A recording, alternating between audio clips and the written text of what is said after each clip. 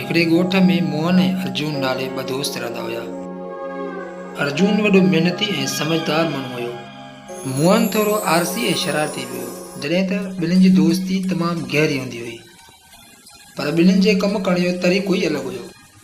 जॾहिं त अर्जुन पंहिंजी ॿनीअ में कमु करणु शुरू कयो ऐं सुबुह सुबुह जो उथण सां ई पंहिंजी ॿनीअ जो कमुकार करणु शुरू कयो, ॿनीअ जी देखभाल कई।